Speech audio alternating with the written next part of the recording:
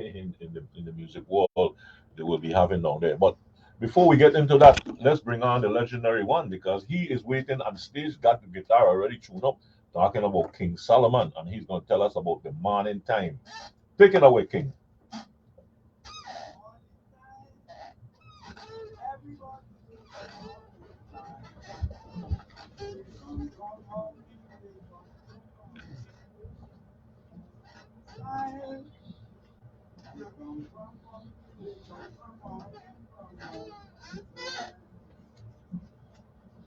Wake up this beautiful morning, enjoy the presence of God.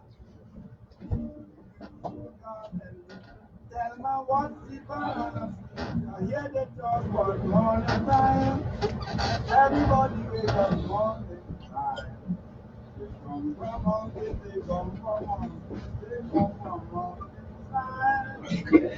They come from mountain, they come from mountain time. Tell me you're going to keep me out. Start up a love. Long dresses of a man, old man, son, man.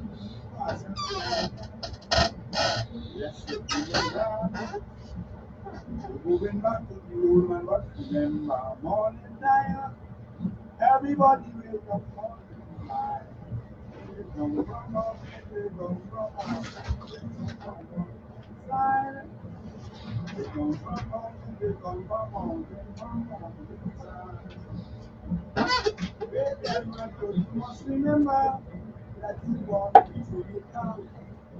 I intended to live happy and pray that I'm happy. I don't know how we will bring it right. Standing the old man about the fight. I know you're coming down for your bed. But I've been waiting for you and happy. So the man you got morning time. Everybody wakes up morning time. They come from mountain, they come from mountain, they come from mountain. They come from mountain, they come from mountain. Wake up the beautiful morning. Oh, got shots on, please. Oh, that.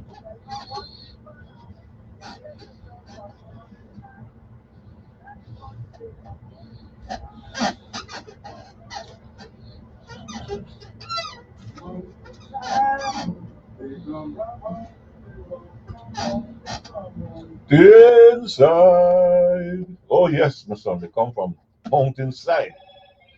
And hey, the right off before we go any further, I just want to say, send out my condolences, sympathies to all those who have lost loved ones within the past week or two. Here, we have lost quite a bit of people here, quite a bit of folks we have lost over the past 2 to 4 weeks, man. Last 2 weeks to the 4 weeks, man.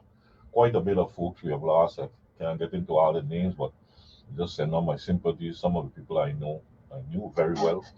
Uh, I send out my sympathies, my condolences. So all those who have lost loved ones. And, just this morning, I even heard about the passing away of another Frederickston person, but your son, I tell you, life so fickle, eh? Yes. Well, anyway, I just before we go any further, I want to address something here quickly because I don't intend to spend much of time on this thing. You know, we have a caller that usually call in here and always talking about trying to support the the improvement of the revised organic agricultural constitution and all this kind of thing. I always kind of dealing with this kind of talk and whatnot. This individual wrote a letter in the paper. I saw earlier this week. I saw a letter earlier talking about constitution was never ratified by the people. That's completely it's a complete falsehood. And this person is just misleading people. I don't know if they're doing it intentionally or somebody is setting them up, I guess, or overlords and their masters are setting them up to say these things because listen, folks, I want to just say something. There is no law, there is no kind of writing or any law saying anything about a constitution has to be ratified by the people. That's the reason why you have a convention, members of a convention.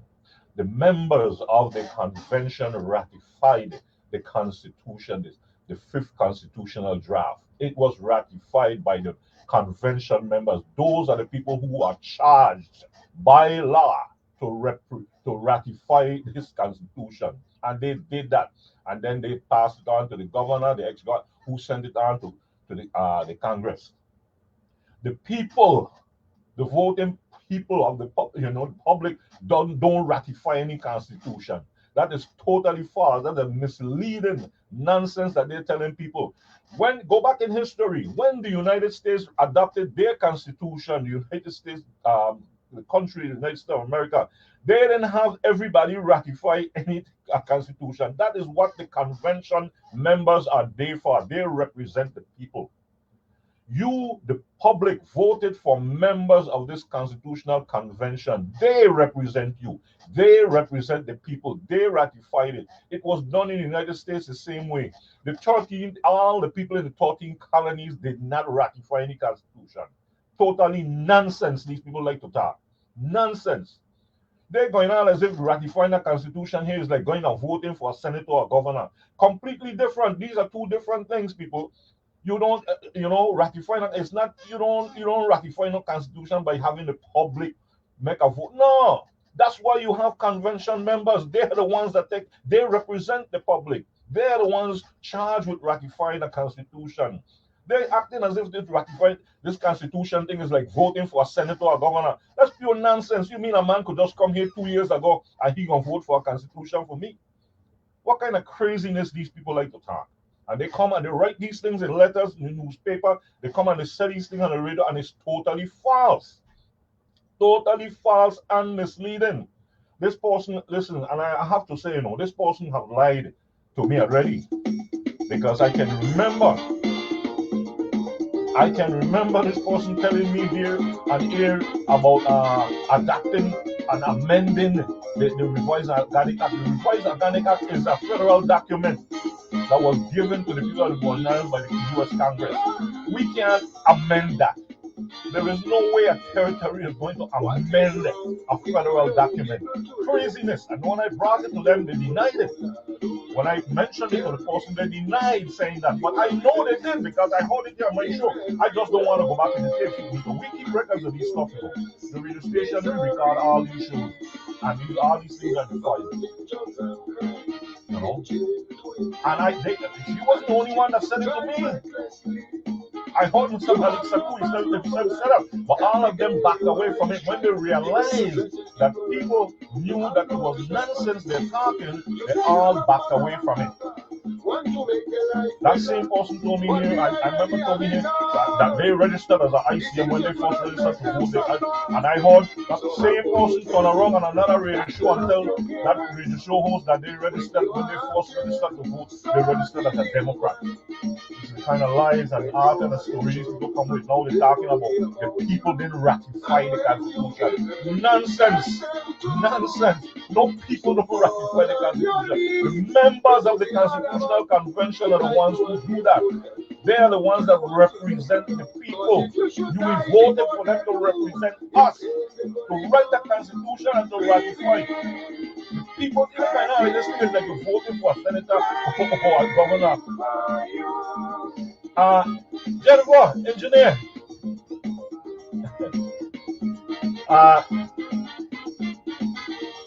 Jennifer, engineer. I think we got a little mix up here with some little spilling over from another track here.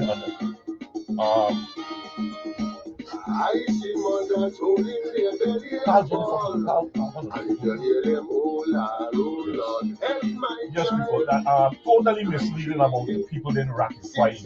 Listen, the convention members ratified the fifth constitutional draft, man. But they're misleading. People are writing this nonsense about the people got to ratify. This thing is like you're voting for senator. That's nonsense. So everybody can't vote for that. You're telling me a man who was just coming 4 or 5 years ago don't know nothing about me, don't know about my place. Jennifer. That's the reason why Jennifer. we fuss. Can they see they are hurting us? And that's the music spilling over. I don't know. Yeah, this now they're going on like this thing with the constitution, like voting for a senator or governor. Pure nonsense, misleading, man. Misleading, totally misleading. But anyway, we have some guests in the studio that we're going to turn to. But before we get to the guests, we're gonna play this music. Yeah. Hey, I got a song here I'm gonna play, and it's you know, a lot of our songs like just the Quelbe and the Calypso. They, you know, they have the double entendre, you know, double meaning. And this song is Princey. And the lyrics said, Princey, don't bawl, Princey, don't bawl, because she gone already. Princey had a lovely something, but he didn't know to hold it. And now he bawling because he gone. And I see that as being, hey, very, very similar to what's going on here in the Virgin Islands. We here in the Virgin Islands playing around, we fooling around. We have we like Princey. We have a lovely something holding on to. But it look like we don't know how to hold it. And we're going to be bawling when it gone. This is what's going to happen to St. Croix. We're going to be bawling when this lovely thing gone. We got a lovely something, but we ain't know how to hold on to it. And I got some of our own people coming and just misleading us, and especially our leaders, helping us to lose this thing. Because they elected leaders, they're supposed to be one guiding the society, but they're working against the people. Election time, man, they're with you. They're talking with you on the street, in the supermarket, and sidewalk, everywhere, and they know what's going on. But as soon as they get in there, this man 360-degree turn, man. They ain't know what happening. You got to write them letter now to tell them what happening now. Mm-hmm. You see? Yeah, all of a sudden, after they win and get in, you got to write them letter to tell them what happening, and all of a sudden, and they're fighting against us.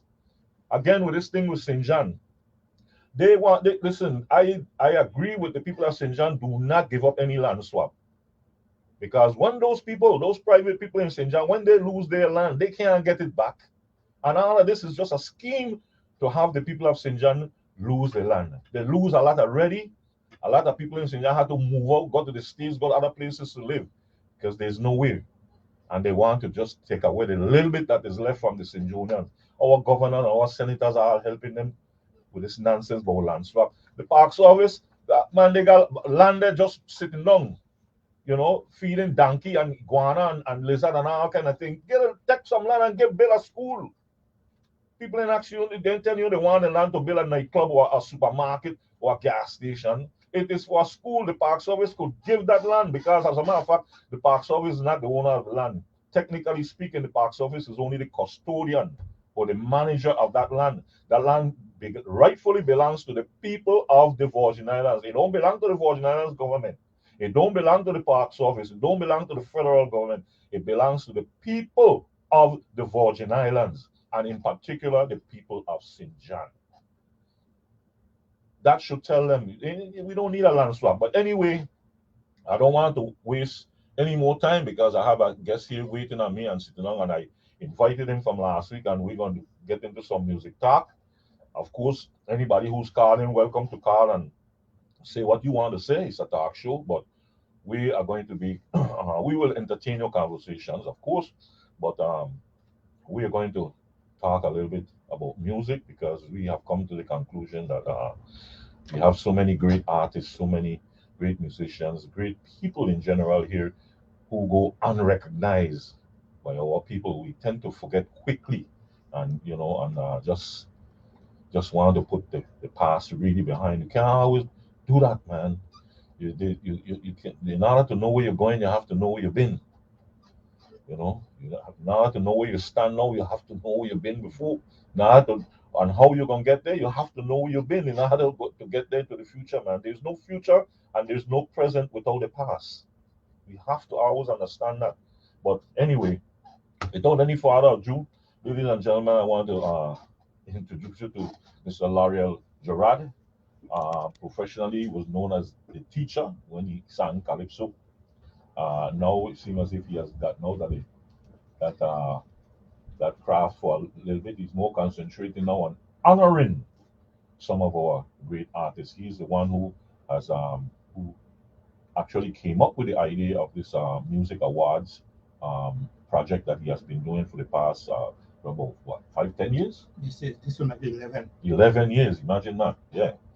And well, only further ado, Mr. Gerard, yes, introduce yourself. Well, good morning, radio audience, and good morning, Pikey. Last week, I was listening to your program, and I was so happy to hear the things that you mentioned concerning of musicians from the past. Right. We spoke about the vibratones, some of the other bands, Sonora, Santa Cruz, and so forth. Right. And while you was talking, I was just saying, look at this. Those are the same people I trying to reach from within 10 years. I got information from Milton Brown, a lot of people who are off island, and he told me some of the musicians were in the hospital. I tried to get in touch with people that could help me, at least to connect me with my phone to them, because nowadays everything is by cell phone. Right. When Al Baptiste Sr., God bless him in his grave, was alive, he had started to help me with the first annual USVI Music Walk of Fame. And I used to get the names from him. Another person too was Debbie Christopher. She was very helpful in also getting some information and background about our people who played in bands and so forth. I was really honored to honor Taco before he died. Taco, for Taco and the Playboys. Yes, Mapleton Lawrence. Yes. And then I was trying to get a lot of people from it. Well, the 40s and the 50s was very hard to get people from. Well, I can help you, and hopefully before we leave it to that, I'll give you some of the names. I don't want to really go into a whole lot of information about that era right now, because I am in the process of documenting that era. I wasn't alive then, but I, just like you, I was inquiring. I spoke to different people, most of them who are passed on now, but they left certain information with me. So I have a little bit of knowledge of the music or the bands and the musicians from the 40s. And actually, a lot of people don't realize this. What I'm trying to document is the dance band. The dance band tradition that we had here, like Dark on the Playboys and Sonoras and Vibratones, that tradition. And a lot of people don't realize that tradition actually goes back not just to the 40s, but to the late 1920s. Wow, look at that. Yeah, the late 1920s. Okay, that's when the first dance bands really started to emerge here in the island. That's when people started trying to create dance bands, and I'll give you a little history of that. The oral history that has come down, because there's no real written history of that era. Nobody was writing any musical history then. But the oral history, the old timers, the old musicians who were alive then, the people who, pass on this information, and they told me that it was in the late 1920s when the first dance band, not the Quelbe band, dance band with brass instruments and whatnot. This is the time when these bands started to appear on the scene. Before that, they weren't really. Everything was basically Quelbe or community bands. Because you had the community band, concert band, marching band, because these community bands came in about in the late 1800s, 1890s, during the Danish era here, right before the transfer or the sale of the island. I don't like to use that term transfer at all, but it's so ingrained. It's just become such a habit. But before the sale of the islands, the Danish had a small brass band here. I've seen a picture of them. A few. There wasn't a big band, just about 10 fellows playing trumpets and other brass instruments. They had here. The Danish had that here. But in the early 1900s, you had a fellow in St. Thomas named Lionel Roberts, who started what they call a juvenile band. It was made up of youngsters. He started a brass band in St. Thomas. Lionel Roberts. They named the stadium after him. Right. And then a few years later, Alton Adams started his brass band. And the thing about Adams is that he was a few years after Lionel Roberts. Okay, but they were more or less peers. But his group came up a few years after. But he was fortunate in that at the time when he came up, the Navy was basically had begun to administer the islands. It's after the sale now. The Navy had begun to govern the islands, and one of the Navy higher ranking officials decided that they wanted, it would be nice to have a consort band, some type of community band in the islands. And so he made arrangements for Alton Adams and his band to join the United States Navy. Wow. See, and they were to be the resident naval band. And what Adams did is that after that happened, he began to recruit band members not only from St. Thomas, among his recruited the best players from his group that he had there, but he also recruited the best players from St. Croix and St. John. And they had to go to St. Thomas for training and all this stuff because they were now in the military. Okay. Even though they were military musicians, but they nevertheless had to go through the basic training and military training and whatnot. So quite a bit of musicians out of St. Croix, people like Solomon, a couple of the Solomon brothers, a couple of the Thompson brothers, but some prominent families from here in Christianston and Preston joined, was a part of Alton Adams' naval band, and that band became the first all-black Navy band for the U.S. Navy, and Alton Adams became the first black bandmaster of the United States Navy. And it was former brass band musicians now. Yeah. These former brass band are the ones who began to start up these dance bands. Wow. You see, because the story goes is that what they started going around and sitting in with the Quelbe bands. These musicians, some of them playing trumpet, saxophone, clarinet, flute, and things. They started going around and sitting in with the Quelbe bands where the Quelbe bands were playing. Eventually, they started to make their own ensembles. They started to form their own groups now. To play not Quelbe, but to play the popular music of that time, that era. Of course, our local Quelbe, they didn't call it that, but it would have been like the Calypso then. For them, it would have been Calypso. Right. But they didn't play quadrille. They played things like waltz and foxtrot and those kind of, big band music from the States. And this is what they aspired to. These were young fellows in those days, in the late 1920s. I could give you the two names of the two outstanding musicians who are usually given credit for starting the dance bands here in St. Croix. Was a man named Alec Jan. I don't know if you ever heard that name mentioned. No. Alec Jan was quite a musician, very versatile, he played a number of instruments. Mainly, he was a saxophone player, and played flute, but he also played all the other instruments. As a matter of fact, there's a story said that he started a band started his own band, and the members of the band were not musicians, but he taught them all to play their different instruments. You know what I'm saying? But he was a legendary figure because up to the 80s, I heard older musicians still speak his name, talk about him with a sense of reverence, a respectful way. They all respect him because he was, for them times, late 1920s, he was quite an accomplished musician. He played several instruments. You know what I'm saying? Well, anyway, Alexander eventually, I think, left St. Croix around in the late 1930s and whatnot, and he went to Puerto Rico. He gave up music and he went down to Puerto Rico. He joined a church and whatnot, but and he died down in Puerto Rico. And the other person, along with Alexander, who was responsible for starting the dance bands here in St. Croix, was another man named Louis Stockman. Okay. Louis Stockman. That one I know. Yeah, Louis Stockman. That's Stakemann. Stockman. Louis Stockman. He still has family here, and I think Alexander also may have some family in Frederickston. Louis Stockman was more or less from the Christiansted area, and he has quite a bit of family still alive here in St. Croix. He was a saxophonist, played flute, played clarinet, and a couple of other instruments, played Hawaiian guitar, mandolin, and all this type of thing. He also is another legendary fellow that a lot of the older musicians spoke highly of.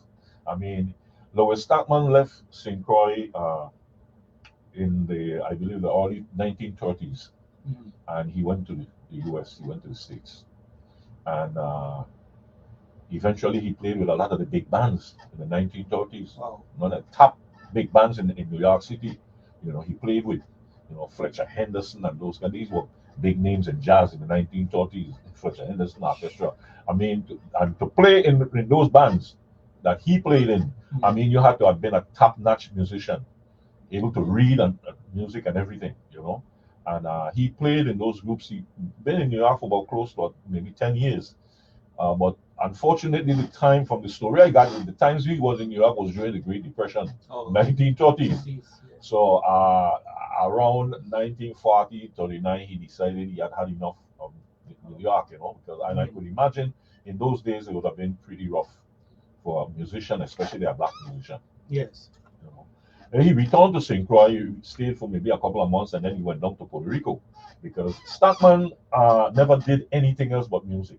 He was a complete musician. He did no other work but music. And in the 1940s, St. Croix and the Ordinance could not support someone who wanted to just be a musician. You know, there was no, you didn't have the gigs.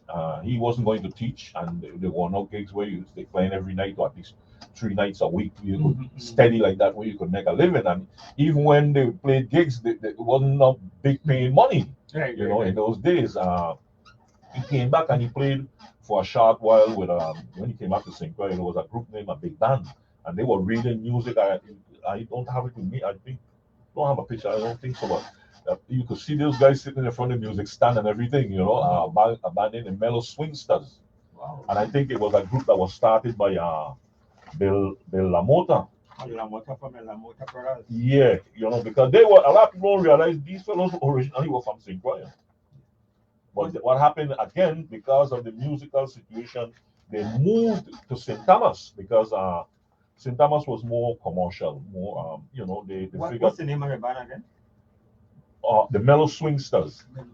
Yeah, that was in the 1940s. It was a big band, like we call a society band. You know, they had a singer. All the musicians were local fellows from here. They had a singer, a vocalist, a female vocalist. She was one of the Peterson's sisters out of Frederiksted. Can't remember the first name. I thought I had a picture with that here with me because I usually have I have a paper that stuff here in my folder, but probably I don't. But maybe I'll look for it and see it later. But yeah. He played. That was a band that was started by Bill LaMotta. The band didn't really last that long.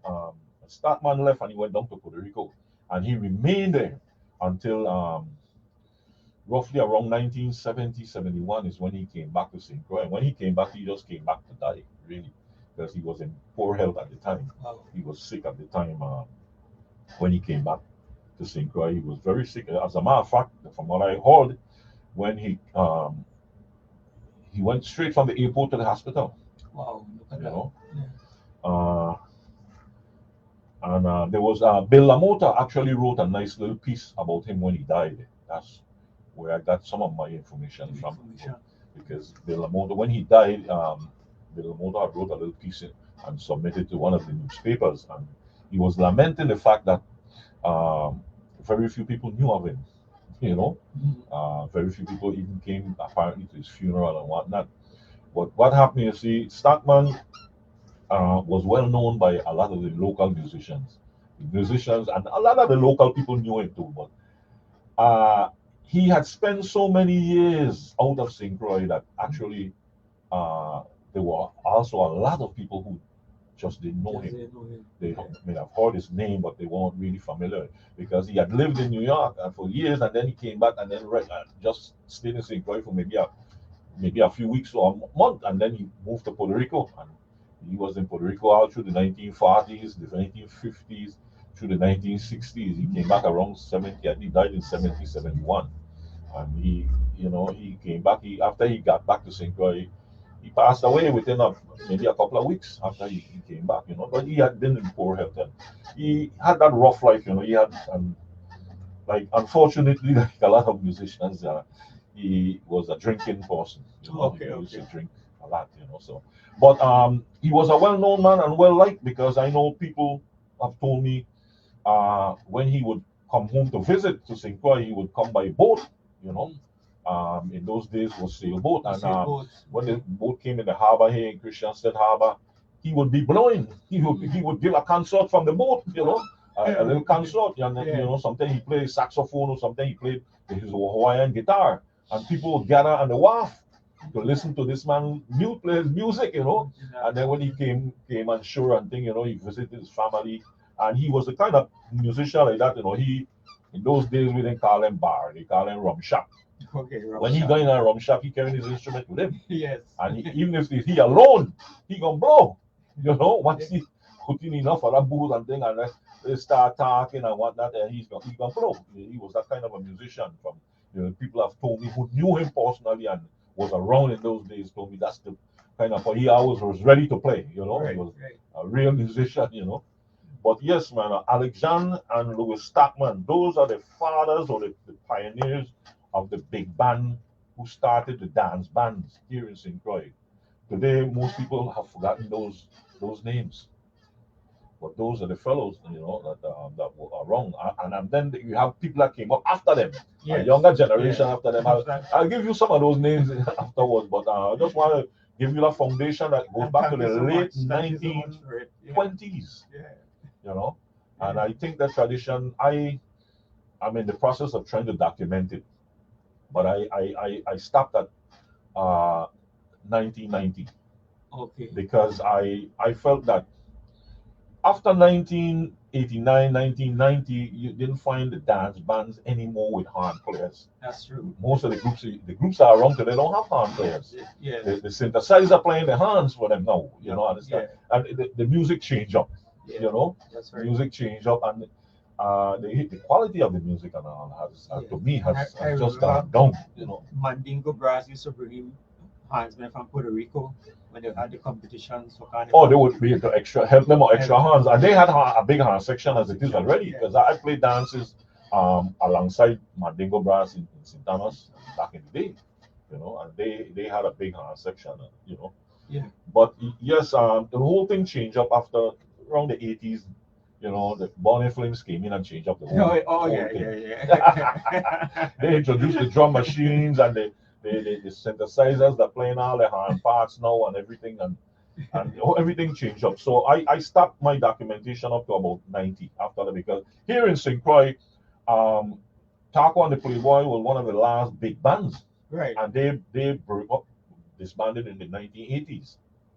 You know, by the 1990s, the only band you had around here with hands would have been Liquid Sound. That's right. And by that time, they were down to just one hand. I remember Liquid Sound, a big band had something like about 5 hands, you know, 5 or 6 hand players. I remember the group from the late 70s, you know, having about 5 or 6 hand players. And over the years, gradually, they just cut down in size until they came down to one hand. I remember this fellow, Bundy. He played trombone, a fellow they call Bundy. I don't know if you know him. He's a Calderon. Calderon lives out in Bambiju. He still plays with them, but he also plays the bass. Well, he was the last horn player I started playing with. He played trombone, and now they don't even have a horn. They don't have any horns now. The synthesizer does the job of the horn players now. So yes, so that's why I stopped at 1990, because everything changed up after the 80s and things. So I was dealing with the groups that had horn players, big horn sections, and Dark One, the Playboys, Sonora, Santa Cruz, those, and even the Vibratones had a big horn section. When I knew them, they had only 2 horns. Scipio was playing the sax, and a man named Robert Coviello was playing the trumpet. But before that, when they started, they had a big horn section, because Scipio gave me I guess I'll have to make a copy and share that to you. Scipio gave me a little history of the band before he passed away. You know, he had written out some stuff about how the band started and who all the members. He had a page with all the members that he could remember that played with them. You know, that played with Vibratones over the years. Yeah. As a matter of fact, I don't have to answer that, but as a matter of fact, the sister the sister of one of the original members called me here last week and told me that Yes, I um, heard a call. her brother was still alive, living in New York City, Yeah. and he played with the vibraphone, with the original vibraphone back in the. They started around 59, like 1959, Yes. you know. But when I didn't see the band and really know them until about around the late 1960s. By that time, they had different members then. Different members, You know. that's right. Yeah. But anyway, L'Oreal, I was doing all the talking here because I wanted to give you a little background, a little history. But you can go right ahead and tell us what you, because I saw you brought some information, you brought us the CD and whatnot. Yeah, You know. I brought some music that I just recently did for St. Croix Festival and for St. Thomas. And I think maybe later on Jennifer could be able to pull up one of my new songs. I was trying to get it last night by Daddy Jones, Alvin Baptist Jr. Yeah. But I wasn't able to get in touch with him. But it might. I think he usually send my songs to WSTX, but you have to pull them up from the computer. Okay. Yeah. So I brought some here. But one of the things I want to talk about is the 11th annual music awards. Okay, good. Walk of Fame Music Awards, meet the Grammys. We're gonna change it because we're running into a lot of problems where it's a big production thing, and many of the class of 73, a lot of members have been helping me, but Pikey will be becoming the seniors now. You know, a lot of them getting down in age, and it's very rough to, to put on an event of the magnitude. So I decided, in talking to Alvin Baptist Jr., my arranger, producer, what I have done already, you're gonna hear it. The first time it haven't been played anywhere. We recorded a poem that I wrote in honor of many musicians, bands, and entertainers from the Virgin Islands, St. Croix in particular.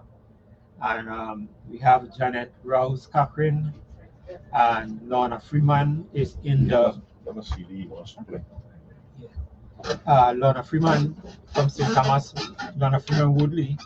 Well, she also sings in St. Thomas. Yes, I am familiar with Lorna Freeman. Yes, and what I decided to do is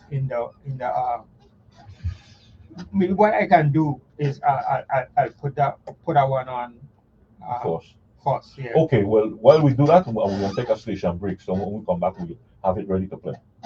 Okay, so right now, folks, we're taking a little break, make some money for the station, pay homage to our sponsors, and we're coming right back. Number 10. What track? 10. 10? Okay. Yeah. Track.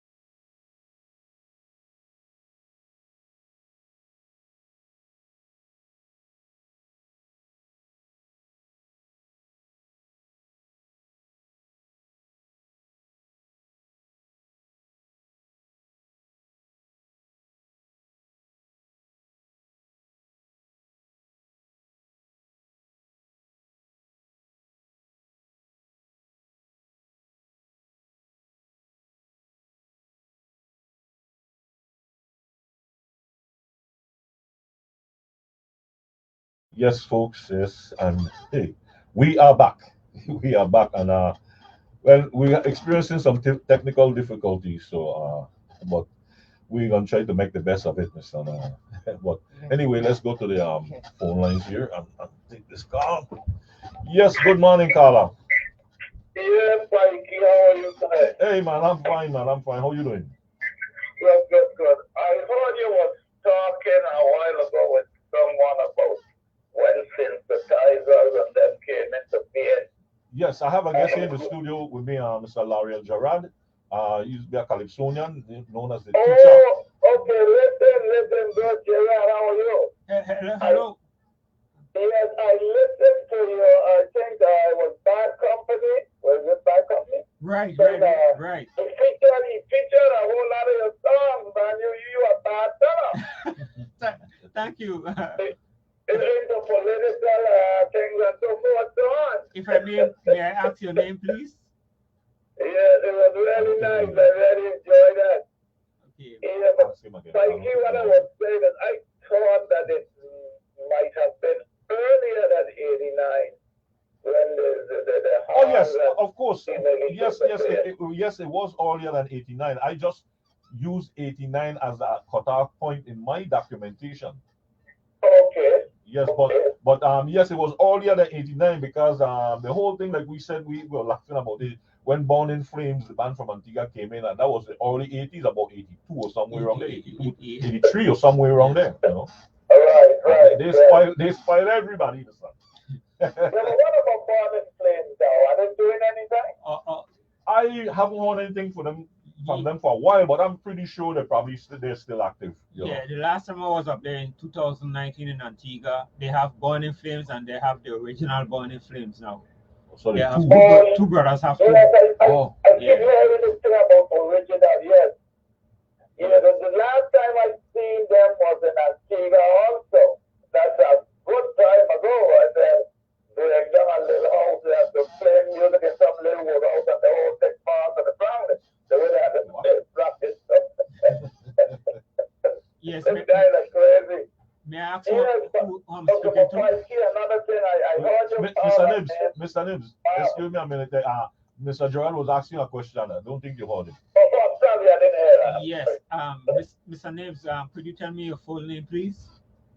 My full name is Alphonse. Alphonse Nibs. Yes. Okay.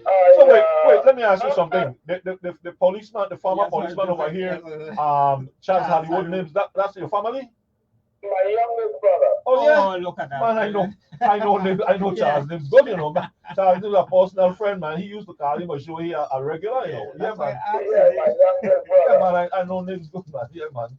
Yes, and another brother, he wasn't very much into music off them, and the GRS and the GRS. You can write music for a lot of the band. Yeah, I am familiar with the name from GERS, yes, Nibs, yes.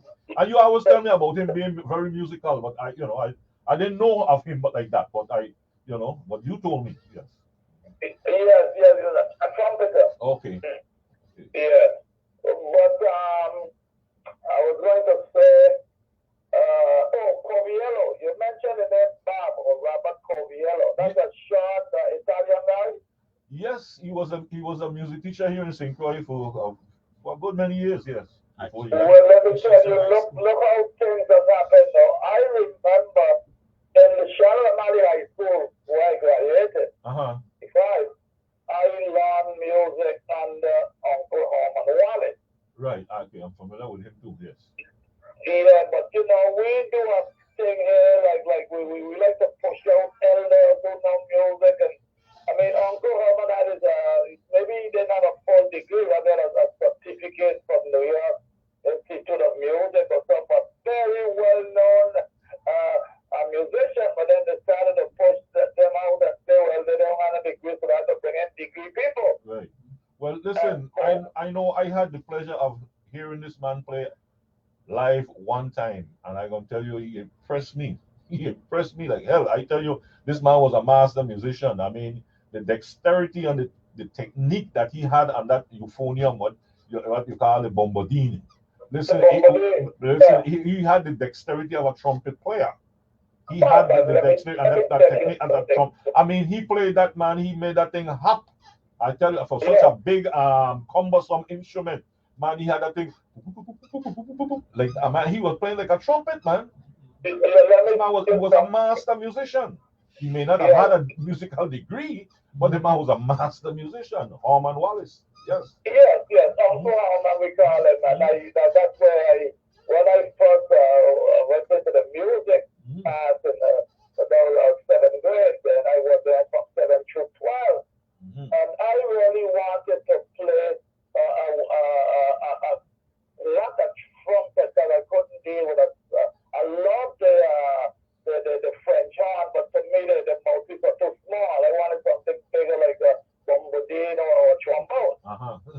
But Uncle Harman said to me, no, the clarinet. He wanted me to play clarinet, and I mastered the clarinet. Okay. And but I still could have played every one instrument. I mean, you give me the tuba, I would find the key and follow you. But I mean, that's damn near 100 years ago. No, but I mentioned this to say that after Uncle Harman said that got pushed to the side, even though he continued to come to the music room. I mean, and he wasn't ashamed. This thing was to impart knowledge that he had in, to his own, own folk. And but Coviello came in a guy named Bulla. I think Bulla is a German fellow. Both of them came together. Coviello became accepted. Bulla was kind of ignorant, and I want to push people around until he get a proper lick and he came back, and I guess he went back. What I wasn't aware that Coviello stayed and even went on to the music into St. Croix. I wasn't aware of that at all. Yes, he came in the 60s. He came, I can't remember exactly what year, but it was sometime in the 1960s. Yeah, 1960s. He came to teach music to the Christian State High School. He joined with Mr. Marasco, who was an older person, but not a great musician and music teacher also, man. Angelo Marasco. And the two of them they built that high school band into a real a real band, and but Coviello played on the side in the evening. He played with vibratones. Is that right? I mean, I tell you, he was my friend. He's such a cool, calm person. I think he's still alive, he's somewhere living in New York, I believe. Yeah, I mean that he was mixed with, it was like hot and cold with him and this polar guy. So he wanted to fight everybody and then try to get a proper lick. Oh no, Coviello wasn't like that. Coviello was a guy, man. Something that I wanted to say, back it's a sad because I've heard Mario talk about this same thing with how the push the good teachers push them out because they had a degree and they had this thing about this God forsaken degree. Yes, it's good to have these things, but there's experience, knowledge, and wisdom. And to me, experience is more degree than any degree. But the way we see it, because I tell you, I don't know how they do it now in the music class, but back in the day with Uncle Herman, to graduate from the music class, you have to be able to conduct the band and read the conductor's score. Oh, they wasn't going to graduate? I don't think they did. No, they don't do anything like that, no. I mean, if he was so low in scale and credentials, how he could have his students do that and these things tell you having a PhD degree from this academy and all about the world. Just to show you. Yeah. But we know the Bombardine is still alive, when I say alive, the Bombardine that he played last, he gave it to one of his nephew. He has a guy named what's his name? Robert. A few years ago, the Lionel Robert Stadium, right? Okay, the Lionel Robert Stadium. The Uncle Harman was Lionel Robert he was the brother to Lionel Robert. So Lloyd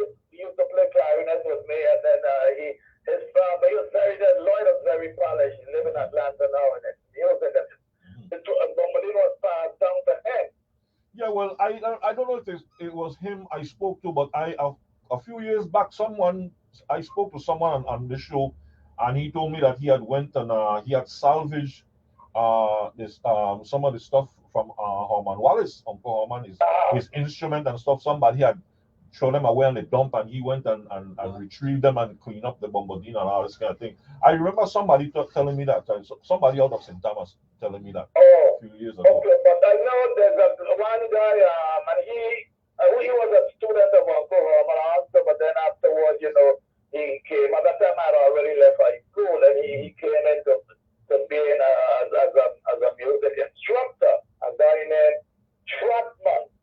Yes, I'm familiar with Leroy Trotman. Yes, I am familiar with him. Yeah, he played with Milo and the Kings. He played trombone with Yes. You're right. And he's the one that I think they have the bombardine enshrined now in some museum or another. Okay. Because the Trotman had called me, and I had to give him my brother's name. Because I had another brother also, an elder brother, played in the band. He played the high school band. He played the alto, not the alto, but the tenor sax. So the three of us, clarinet, trumpet, and tenor sax. Okay. And so he had called me to get some information about Uncle Herman and what I thought of him, this, that, the other, the other.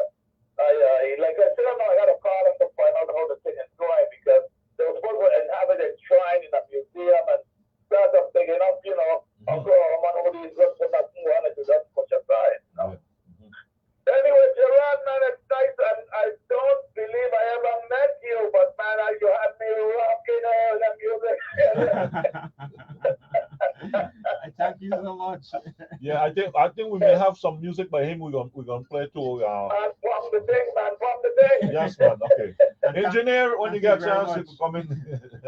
Yeah, that's right. Okay. Yes, man. Okay, good, man. Right. That's Yes. some useful information there. Yeah. Oh yes, Herman Wallace. Of course, I didn't really mention too much on the St. Thomas side, because I was focusing on St. Croix, but I'm also aware of some of those musicians over on the St. Thomas. When I was coming here this side, morning, I heard you say we have gold mine and we're not using what we have, and that's a typical example right there. Look how much history Jennifer, he just gave out, and it goes to show that we're sitting on a gold mine and we're not doing nothing with it. Coventry, Coventry. Yeah. Let's play a little bit of music here by the teacher, Lariel Gerard.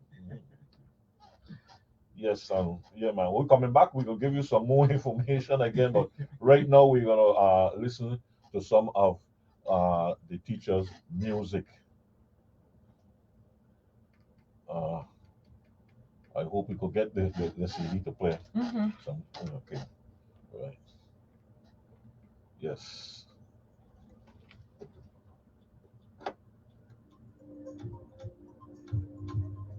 Yes, this Music is universal. From playing music in the school band,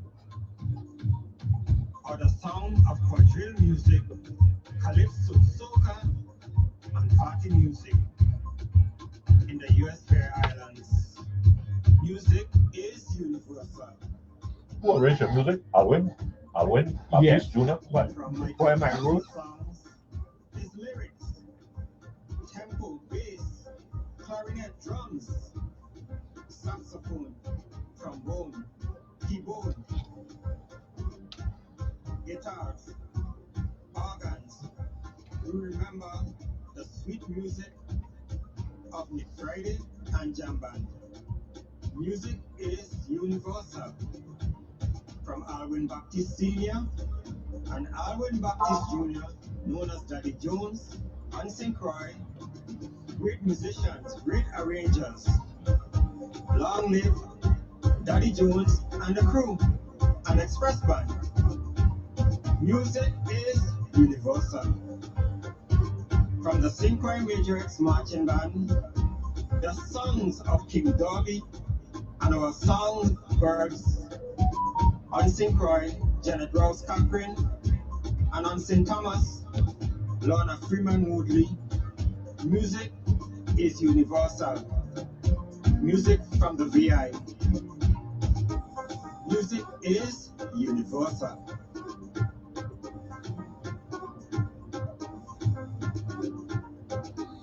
Music is universal.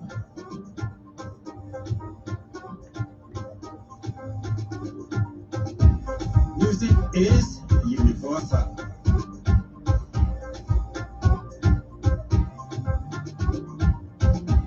Music is universal.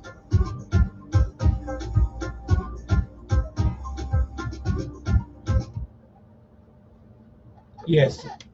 Pikey, what this is we're trying to change the USVI Walk of Fame Music Awards, the Grammys. Okay. And in order to reach out to musicians that I understand that have been in the hospitals in New York and other places, we understand that through WSTX and other local media, they listen to the program. So what I decided to do for the 11th Annual Music Awards is we're going to be honoring all the musicians, but we're going to do it through the newspaper, 2 days and the whole week. We'll take 1 week to honor local musicians from the Virgin Islands and abroad who have given back to our culture through music. This, let me give you a background. The background of the awards is not like the Grammys or what do you call it? I forget the other name of the one that give out the music awards. This is not to honor you in categories, you know. Right. This is just to honor people who have given back to our music tradition and culture. Right. Because I always say that it took a lot of courage, a lot of money those people had to spend when they started out. And they came like all the information you just gave me. I remember Mr. Marasco. I just heard Sinclair Williams. Right. He was in that march. Yes, he was in that band. Yes. Yes. And I heard him talking a few weeks ago about how good that band from Central, not Central, Christian Central High School. Yes. Yes. And I got so much information in the last 11 years as to why bands fail, why bands stay up for so long, and so forth, you know. But one of the things I want to talk about is our middleman would have been in the music, the record stores. Record stores, I have been talking with Galloway, and right now he's the only person that have a record store. But if you think about it, there's no music coming in from the end of the 90s to now. No local musicians don't carry the music there no more. CD has gone out since 1996, but many people didn't know that. They have been saying CDs gone out, but they didn't know from when it started. You know? Well, CDs, I wouldn't say CDs actually gone out. They just have the popularity has kind of diminished, because everybody is streaming now or either downloading stuff and all this kind of thing. But CDs are still there's still a very active CD industry out there. You know, I mean, CDs are still selling. You know, it's just that the technology now has gone beyond CD. It's gone back to tape. I have I didn't bring it with me, but I have a picture with the circle of when you start with reel to reel, go around to tape. And it came all the way to some months back, I've been in a discussion with almost get into an argument with some fellows about the same thing, trying to tell me that nobody listening to CD, nobody buying CD no more. And I just want to know, is these people crazy? Because Columbia Records, one of the biggest recording companies, still putting out CDs. Yeah. And all these other companies still putting out CDs, but I admit CDs have the popularity of CDs have diminished because of the technology. Yeah. Now people got everything on a flash drive and all this kind of thing. But CDs are still selling. I mean, you could go to the States and go in record stores and still you find what's going pushing now in I talked to I had on Vincent DJ Spinner, that's Stevie Wonder's DJ, about 2 years ago. And I keep in touch with him, and what's going now is going back to wax. Vinyl. Yeah. Well, for quite a while, they have been, especially the DJs have been using vinyl because of the scratching. But within the Virgin Islands, the problem that we have right now is if you try to go and get the local music you'll find that the local musicians, now I'm not speaking about Quelbert in terms of Stanley, and because they have their thing well structured, you know. I'm speaking like in terms of calypsonians and bands. They don't take no music to Galloway because that's I spoke with him and he told me that. So if we only have Galloway, I don't know. I don't know if they still have Parafish. I think Parafish went out. Parafish might still be in St. Thomas, but here they went out. Well, here you got you have Rhythms, yeah, TP. You still sell music. Galloway still sells music, but then you see the problem with Galloway is that he's closed most of the time. You have to call him now to open the store to get something and this type of talk stuff. With him, you have. It's like you have to make an appointment now.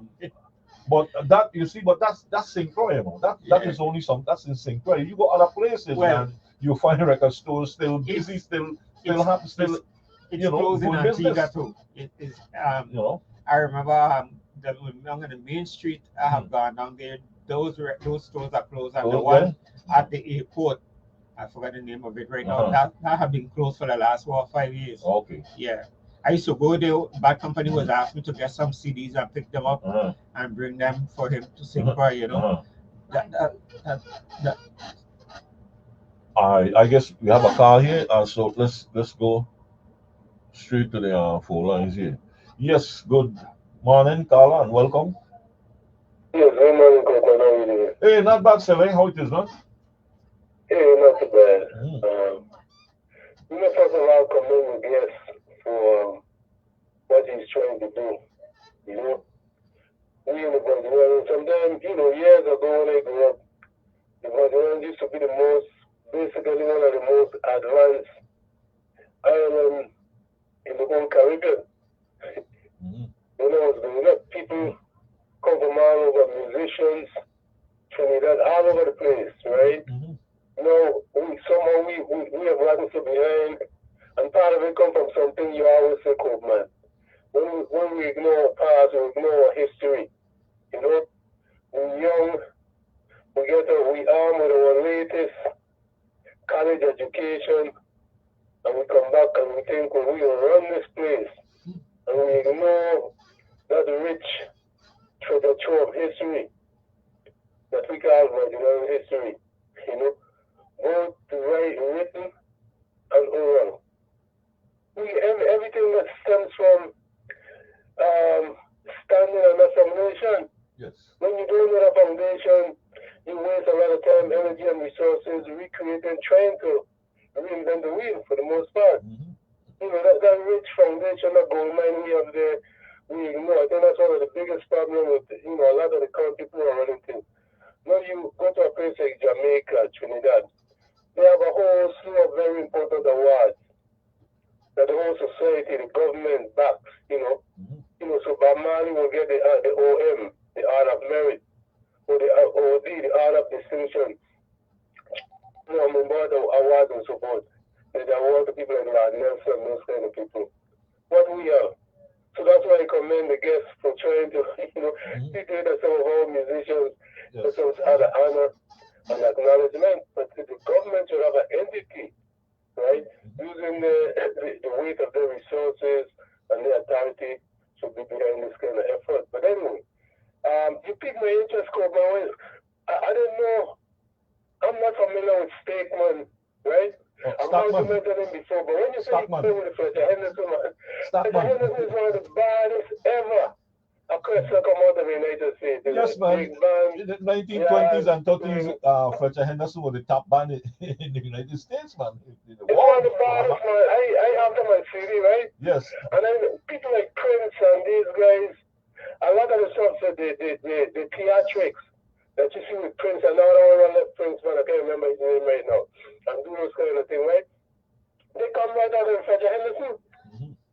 If you look at Fletcher Henderson when they perform, and they used to do all kind of theatrics and things like that. Oh, yeah, man. It's a bad band, man. That band is one of the baddest bands ever. The Fletcher Henderson band, and his brother was equally as talented, as an arranger too, Fletcher Henderson, he had a brother named Horace Henderson. Oh, yeah? Yes. There's another big band too. I can't remember the name right now. Oh, well, you had people like Oscar and Harkins. Erskine Yeah, oh, Hawkins. yeah. He had a Hawkins, big hit yeah. name After Hours. You had Yeah. other big bands like oh my goodness, the name's slipping me now. And in the New York scene, and in the 1920s and Yeah, 30s. that one who the vibe, I think he played vibraphone. Oh, Lionel Is Hampton. it? Lionel Hampton. Hampton. Okay, there was the next one. He might have been I forget his name, but see, because a friend of mine, I have a friend in New York from St. Thomas. He is married to a lady from St. Croix. Jim Jordan's sister, Copeman's sister. He married to, she passed away now, but he lives in New York. So he's the father of Biggs. I don't know if you know who Biggs is, but if you into rap music, Biggs is okay. So his father is from St. Thomas, and his mother from St. Croix. But he's the one who with Damon John and Jay-Z, right, founded Rockefeller Records. Right, Rockefeller Records, the big rap entity in rap music. Okay. Yes, I'm one not of those familiar days, with his them. parents were from the Virgin Islands in Grace and St. Thomas. Yeah, but his father, Big's father, is a friend of mine, Okay. and he knew all those only people from the VA in New York. As a matter of fact, he introduced me to a brother from St. Croix, the older brother that I met. He was a Charles out of St. Croix. He played music. I think he played drums. He told me. Oh yeah. He You introduced me talking to about? Alton. I don't nephew. The both of them were together when I met them. They're friends. You were They're like speaking in of the 90s now. You're speaking Huh? about Dennis Charles. Yeah, I think it's two brothers he was telling me. Well, yes, I just one. Dennis, Huh? Dennis, and it was Dennis Charles and his brother Frank Charles Jr. Actually, it was three Yeah, I brothers, think but only two of them one of them played I music. met. Yeah, well, the two of them were drummers. Dennis and Frank Right. Jr. were drummers, but Dennis was the most famous one. He played with Cecil Taylor and a lot of the top jazz musicians in New York. He passed. As a matter of fact, they were honoring him. The local government here was honoring him in 1998 or something. They had some type of a big celebration, and he passed away just about 2 months before he was supposed to come home. But his brother came and received the honors for him. The one Frank Jr. and he has now passed away. But he has not. Both of them have passed away now. But Dennis Charles was the one. You know what this man did? He did a recording where he took the masquerade rhythms, the old time masquerade rhythms, and he fused them with jazz. Wow. So he learned that from his father. His father was Frank Charles, the old man Frank Charles, who used to play masquerade drums. And he had come home and he got with his father and he learned all those masquerade rhythms, Moko Jumbi rhythms and masquerade rhythms. And he blended with jazz. He fused it with jazz. As a matter of fact, he even recorded two of the songs on the albums are two old time Quembe songs, but he jazzed them up. He did Marty Crew. Wow. Was one, and then he also did Queen Mary, but he jazzed them up, but you could hear the masquerade rhythms mixing with the swing for the jazz, man, and he was good at that. He did the album name is Triangle. Yeah, Triangle is the name of the CD. Dennis Charles. As a matter of fact, there's a video of him. There's a documentary of him. I can't remember. Yes, there is a documentary on YouTube with Dennis Charles and talking about his drumming and his influence. Yeah, I can't remember the name of it, but if you look under Dennis Charles, you'll find it. Yes. Yeah, but we have these giants in music, and Sonny Rollins, even though he wasn't born in the VA, he's connected, and so he has that kind of VA. Oh yeah. That of VA music into some of his jazz. I think his father was from St. Thomas. Father was from St. Thomas, I believe. His mother was from St. Croix, I'm not sure. But his Virgin Islands roots, Sonny Rollins, yes. And of course, he took fire down there and made it famous. He just called it St. Thomas. That's what they Wow. But we know it as fire down there. But when he jazzed it up and he called it St. Thomas. And it's a jazz standard today. That song is a jazz standard. It's played by jazz musicians all over, man.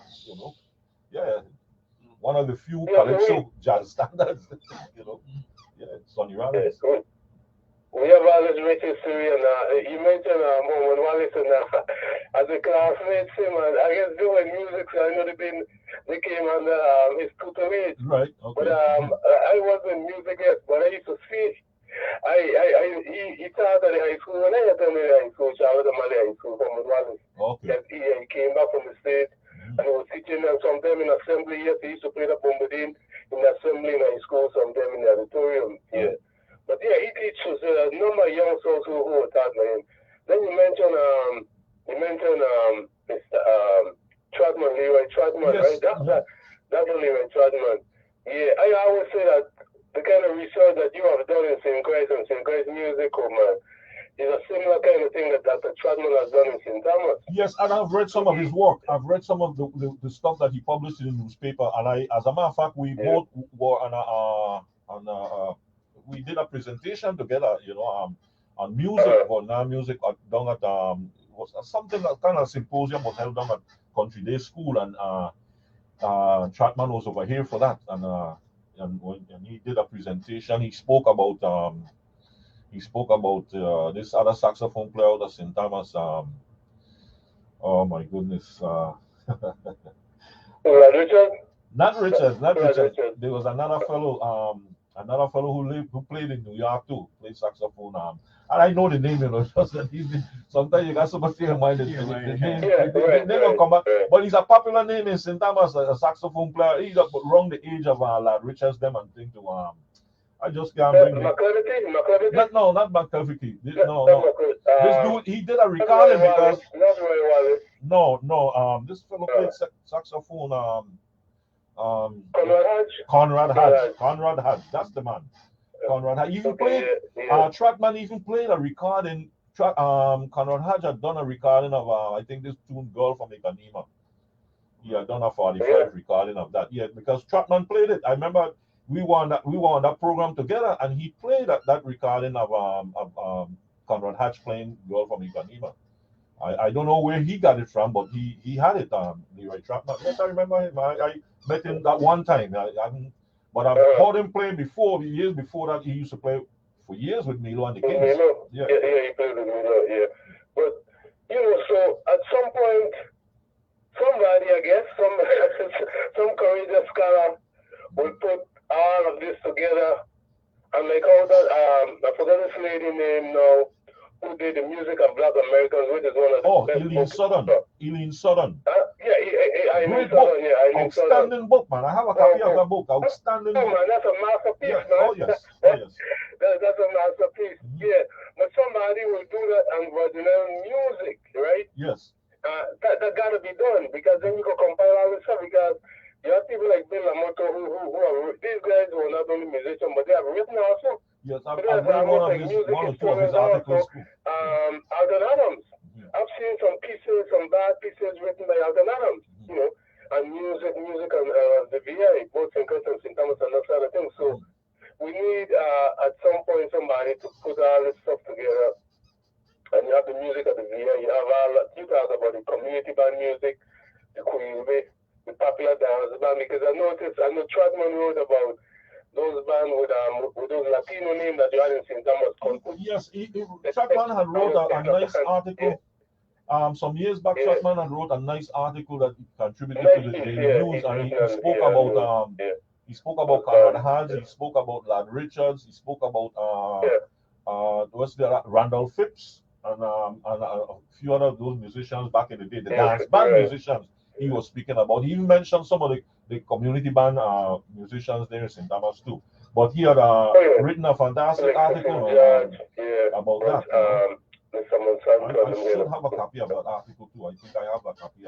I will have to look for that. But he had written a copy. It was published in the Daily News. St. Thomas Daily News. Yes. Great article, man. Yes. Yeah. Well, anyway, thanks, man. Nice program. Yeah, thank you, man. Thank you for the input. Yes. Yeah. Okay, man. Alrighty. Good talk. Yeah. I guess we have another caller here been waiting. Yes, Carla, thank you for some of your patience and welcome. Yeah, I was listening to you and Select. Yeah, he just mentioned you too. Yeah. Yeah. Something I heard a teacher. Well, let me ask first. Are you a teacher, Mr. Gerard? I'm retired now. I worked at Paul B. Larson School until 2008. And I found one of the problems that we had why I started this Walk of Fame Music Awards is that when students were asked to do reports on musicians, bands, and etc., they had a hard time getting information. Yeah, that's always the case. Yeah, yeah. Always. So Right. it was a passion. Right after I retired, I said I'm going to start doing this one. I started with the Al, but I didn't know Al was not going to be wrong too long. Al Baptiste, yeah. Yeah, well, no, it's a good thing, and I asked that is because I remember, and I'm sure you guys take it out. Anthony Ayala, he's originally from St. Croix, but he lives I know him, Agustin Ayala. Yeah. Agustin. Yeah, he was a few Agustin, grades yeah, ahead of me in school. I don't know if you would remember him. he, He used to live up east. yeah, into sports, Spanish fellow. right? Mm-hmm. And he used to be on, I don't know if he still is on WSTX and Saturdays with a sports program similar to Savina's show. Uh-huh. And one time I called him and I asked him, I said, listen, all these different players you talk about, a lot of our guys could have really gone to the majors, you know, Paul could have gone to the majors. Oh, yeah. But I don't know whatever happened. I know the last, the younger set, like Robbie Smalls, and them guys, you throw a ball at 95 miles an hour and this type of thing, but they get distracted with other things, and then it's unfortunate. Mm-hmm. But so I asked Ayala, I said, you all have this information cataloged and documented, and the same thing I suspect what Gerard is doing now. They started Clendinin and those guys back there in St. Thomas putting like a fourth thing together. You know, documented. You know what I'm saying? Yeah. And it's very good. I mean, now that is being done with music because. And I trying to do some of the documentation myself. You know, I trying to document because I came up in that big band era in the 70s, late 60s, 1970s when it was at its peak. I would say it was at its peak. You know, that's when you had, I mean, in St. Thomas, you had Milo and the Kings, you had Tremil and the Jamals still going. And then afterwards, the Parliaments, the Parliament was a young group, came up, and the Brothers of Soul, and these were the groups before Mandingo Brass and Jamban and thing, you know, these were the groups before Jamban. So I came up with that era, and I found that we don't know anything about that era. And then we had groups over here too. Nobody knows anything about those groups. These young fellows thinking, well, they start everything and nothing didn't exist before them. But I mean, we had some great musicians all through the late 60s, early 70s, man. And the music that we playing was much more challenging than it is today. Oh yeah, you know, much more challenging. It's easy for them now with all these synthesizers and all this type of Listen, thing. when we were playing in bands in the early 70s, we used to go up against guys who were actually older men, professional musicians, fellows who were seasoned musicians, you know. You know, many dances we played with the bands that Sparrow brought here and the different Calypsonians. And these bands that came with Sparrow, these were not young teenagers, you know. Those musicians were not young. These guys were seasoned musicians. Some were young, some were young, but they had some old men among them. But these fellows were, even though the young ones, they were seasoned musicians. These were fellows who were out there playing already. Some of us were still in school. And we were going up against these groups, man, and playing music right there with them, you know, and big dances and things, and even groups on the States, you know, when they come down, the groups on the States, they were professional musicians, fellows, and we were going up against these guys, man. And I'm saying, in the beginning, we were still in school. I'm talking about 1971. Yeah, yes, I remember. 1971, we were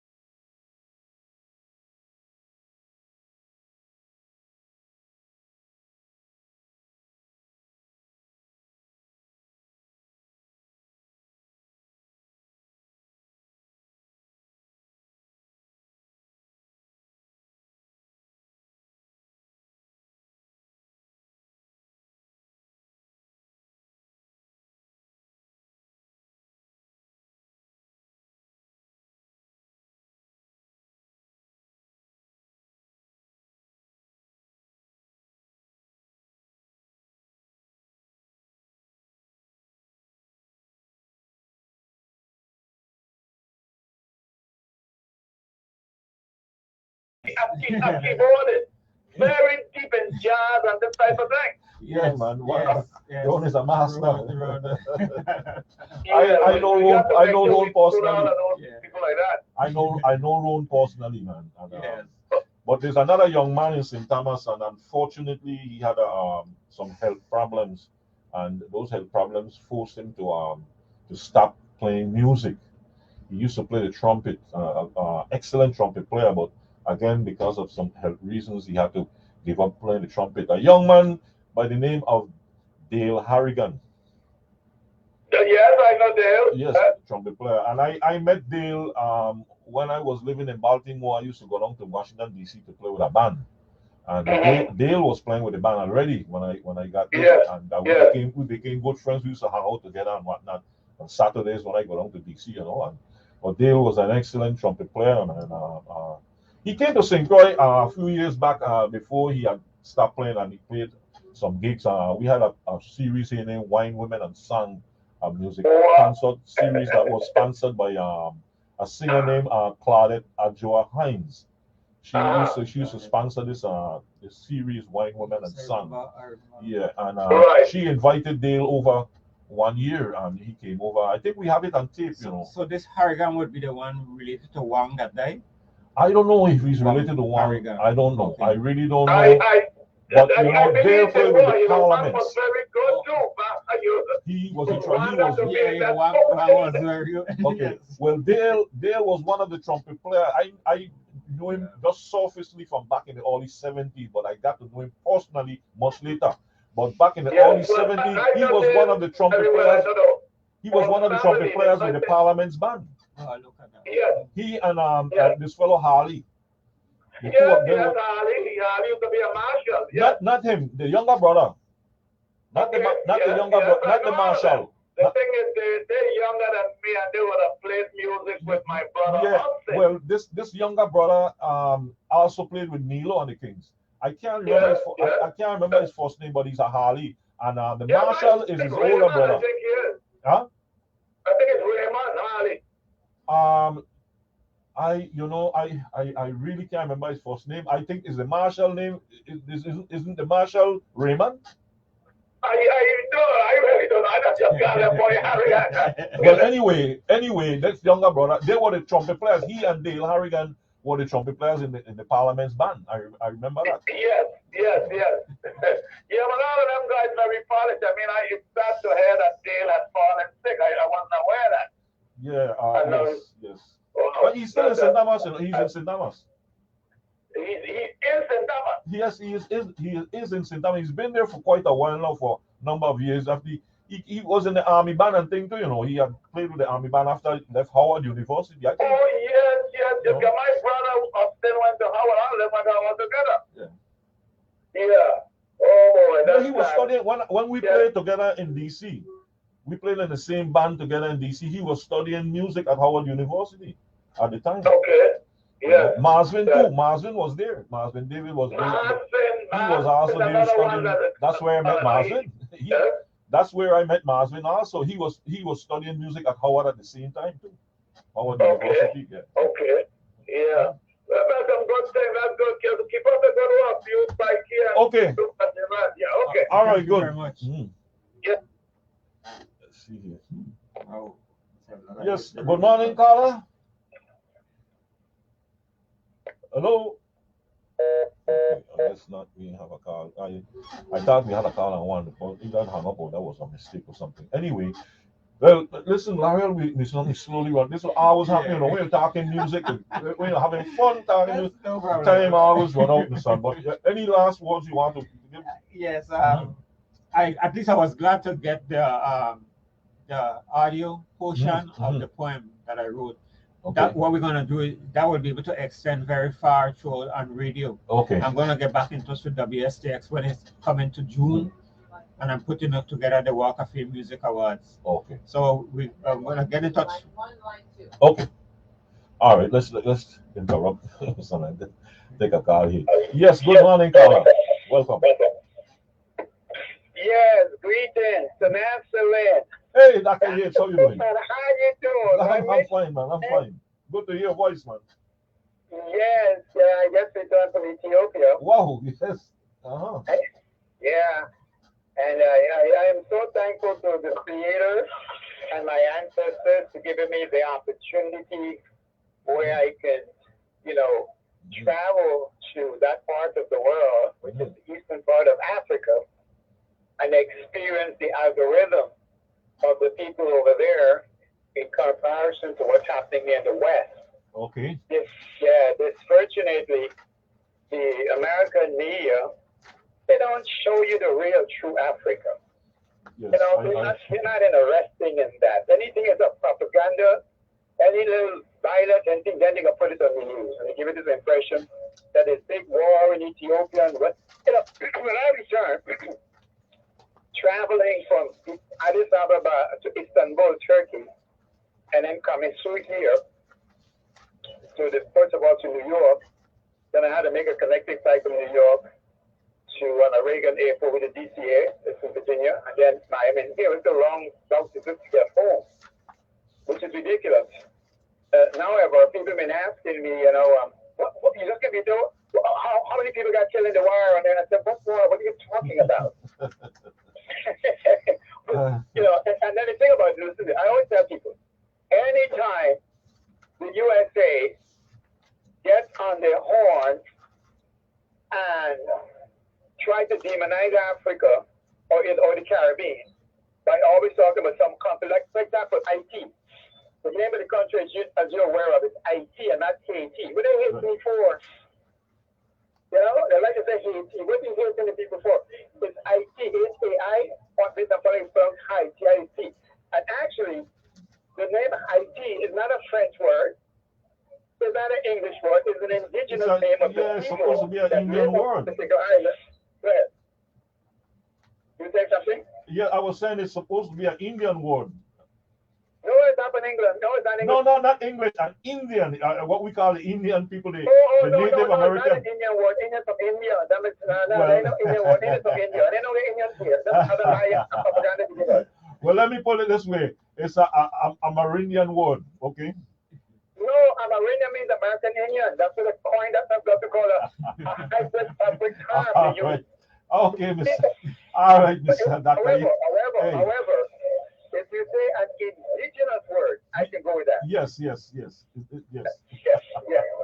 It is an indigenous word, yes. I can go with that. Right. I can go with that one. Because it's a name, like for example, Mexico, and I know Mexico, it's not no Mexico. Mexico is also an indigenous name. Right, okay. So when people ask me about, you know, the war in Ethiopia, and then they ask about what you think is going on there in Haiti, I said, I don't know no country in Haiti, but if you're talking about Haiti. Hey, well, Doc, listen, Doc, Mr. Unfortunately, you know, we up at the top of the hour, Mr. So I have to ask you to wrap it up. I ain't want to cut you off necessarily. No, I call again, man. I can either hold a call again. I came home to Versace because I miss Versace with you. That's all. Well, yes, well, there's always the Creator Give Us Life we have next week. No, I can't do next. I can do next time. I ain't coming week on your show, you know. I know you ain't coming week, man. I know you ain't coming week. I coming next time. But well, yes. Well, you're gonna come again. You're gonna come again on Friday. Yes. So yes. I can't. I'll leave it with you. I cannot come on Friday because nobody can find me that day. So I'm gonna come on a free day. On a free day. Okay. All right. I'm looking forward to be on your air. Okay. One love. Good. Yes, man. One love. All right. Thank you. Yes, Mr. I think let's see if we had something here. No. Yes, good morning, Carla. Good morning, Dr. Pikey. How are you today? Hey, I'm fine, man. I'm fine. Man, I'm so sorry. We ain't got much time, but you go right ahead. So let me explain something to clarify some information earlier. Okay, go right ahead, man. Dennis Charles, Frank Charles, Ruby Charles, and three sisters who operate in Fredericksburg, Croix and Percy Garden of Fredericksburg. Yes, man. I'm familiar with the property where they grew up, where the father lived, man. Yes. Saying for the record for people who confused is that when they show Frank Charles and Real Banjo, all of them with the man like for soda, and all of them like Spanish and with the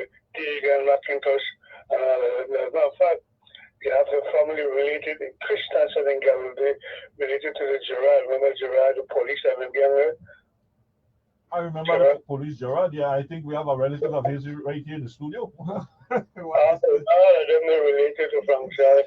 Oh yeah, I didn't know that. You know, and you're perfectly right about him playing a banjo. I just didn't mention that because at the time we were talking about the drums and he played the masquerade drums and whatnot. But yes, you're perfectly right. He's also a banjo player and he plays steel also. I have a CD, the same CD we're talking about he played. Yes. But it's losing.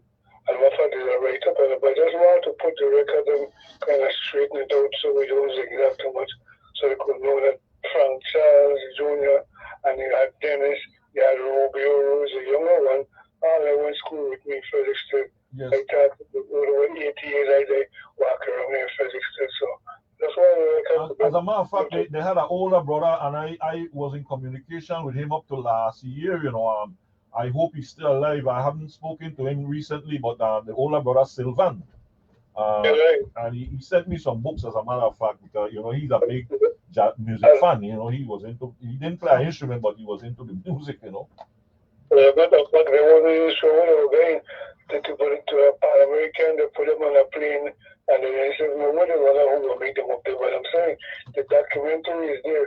We have a way of hiding and don't let our children know the greatness and contribution before a lot of things they're talking about now. But Frank Charles, that's a band of banjo man. And I know him because he used to work even with U.S. Customs in Frederickston. That's right. Mm-hmm. I like to say so.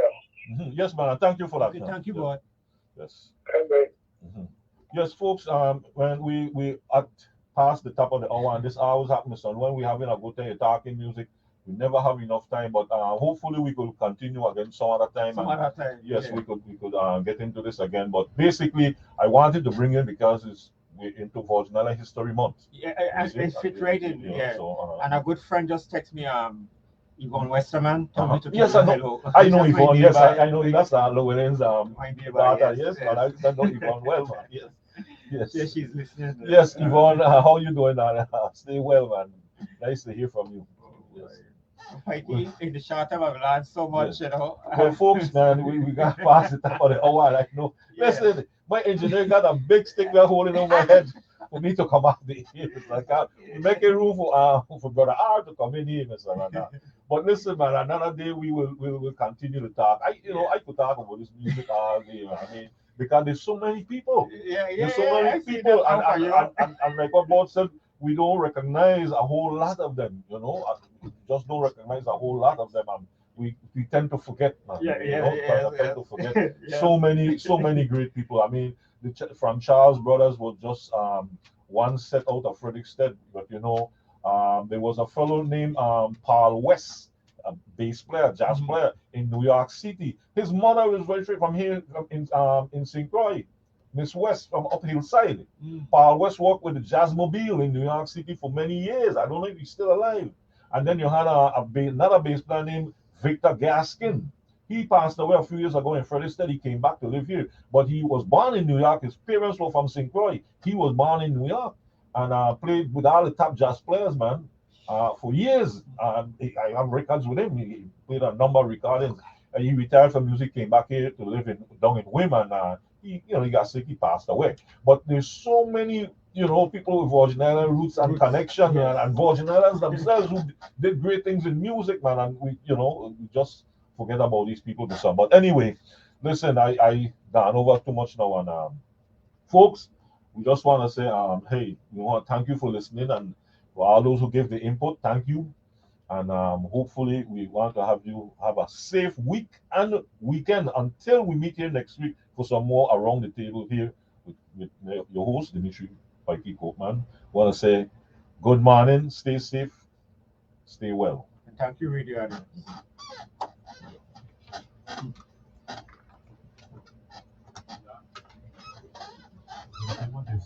Pikey, this thing is so strange. You see what he just said? God said, I went to